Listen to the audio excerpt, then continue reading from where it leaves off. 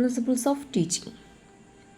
Teaching is a process that facilitates learning, which can be successfully executed only by a person who is scholarly, careful, trained, patient, and honesty. Teaching is both arts as well as science. The act or process of helping a learner to acquire knowledge and skills. Principles of teaching. Teaching is a principle based activity. Its principles stem from philosophy, psychology, sociology, linguistics, etc. That means the various principles originate from subjects such as philosophy, psychology, sociology, linguistics, and so on. The first one, principles of purpose. Teaching and learning become more effective when the teacher articulates a clear set of learning objectives, instructional activities, and assessment techniques.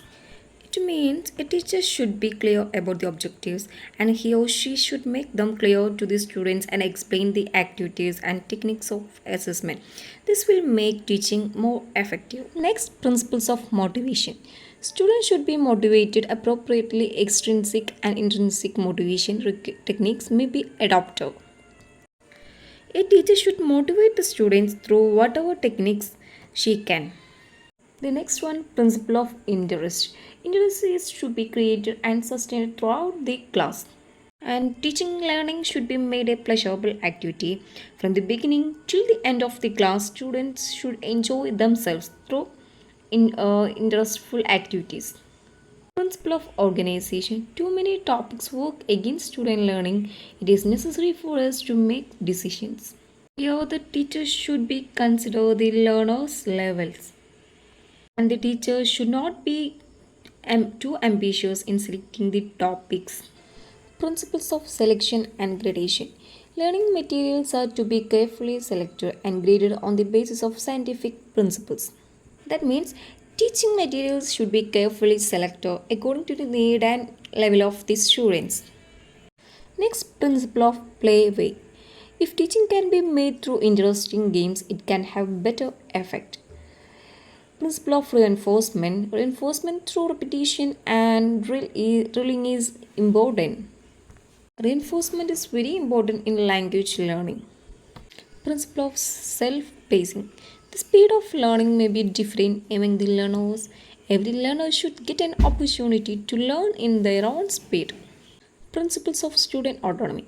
The teacher should always keep in mind that students are the center of the teaching activity. So students should be made to be learn independently. Principles of psychology. Psychological principles. The first one, principles of motives and desires.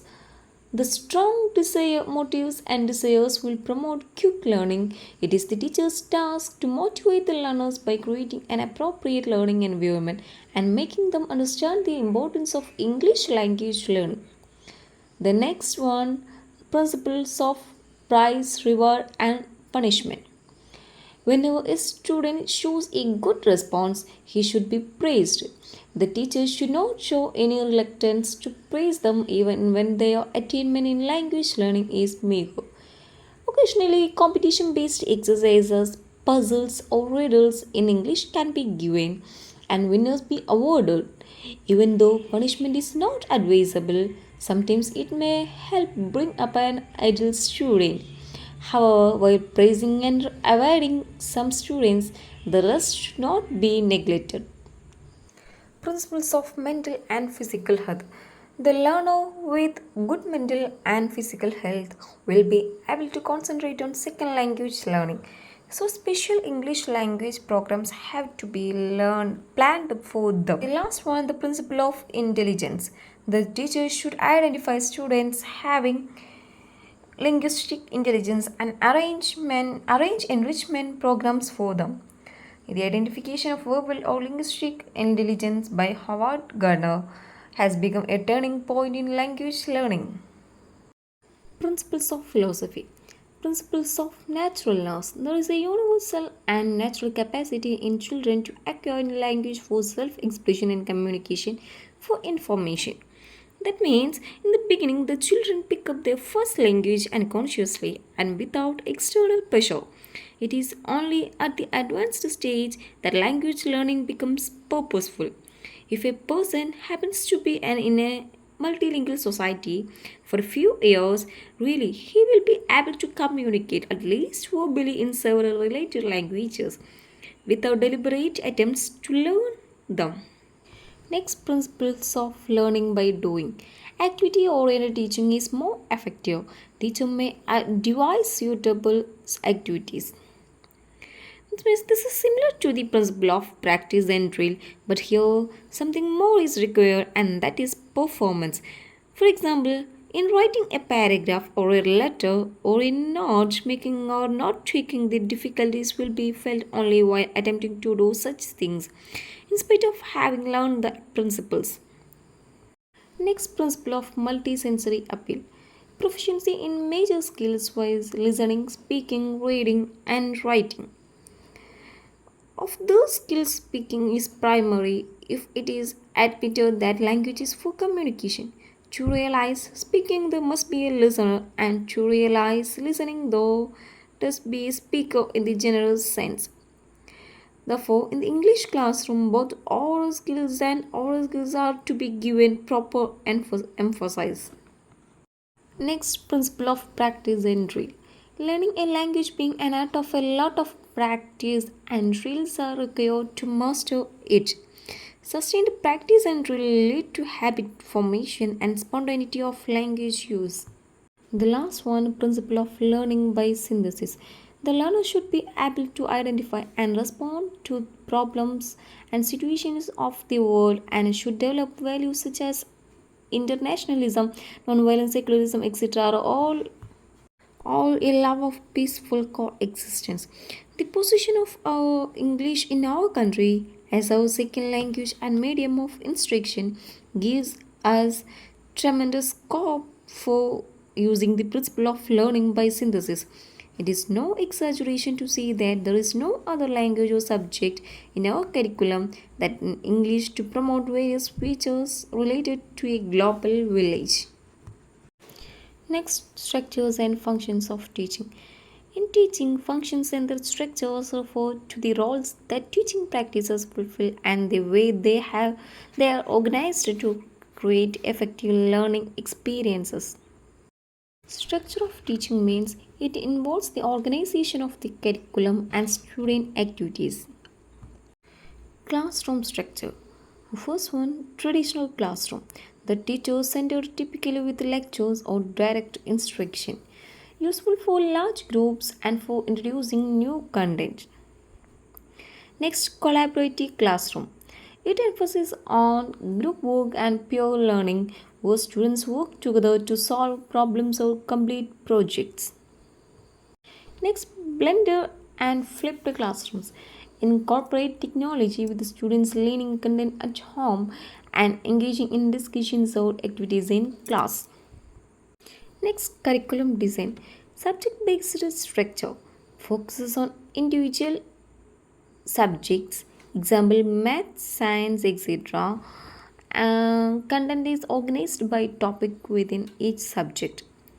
Next one, interdisciplinary structure combines subjects such as integrating science and art to foster broader understanding. Next one, the competency based learning.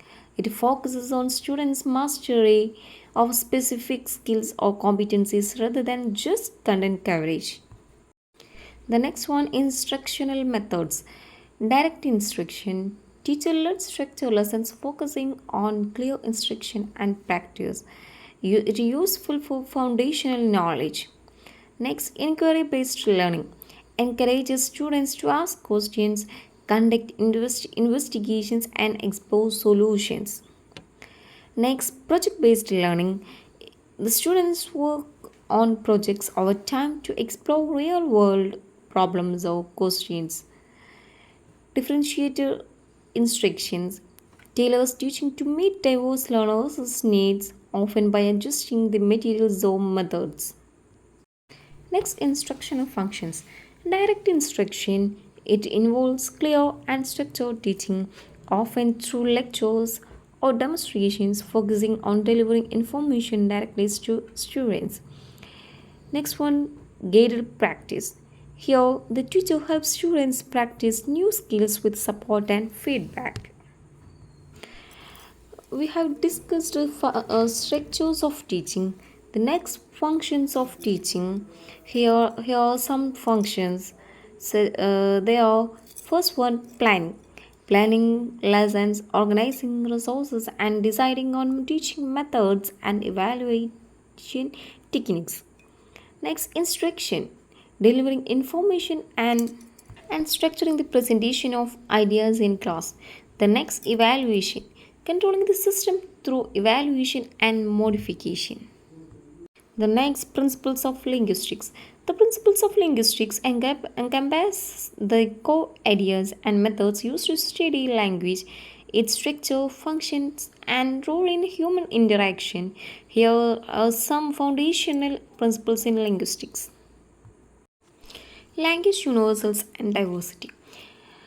Universals mean certain features are found across all human languages, suggesting a shared underlying linguistic structure. For example, all languages have nouns and verbs and distinguish between different parts of speech. Next, diversity. Each language is unique with its own sounds, vocabulary, and grammar. Studying diverse languages helps linguists understand both the limits and variations of human language. Next, language acquisition and innateness. This principle focuses on how humans acquire language, especially during childhood.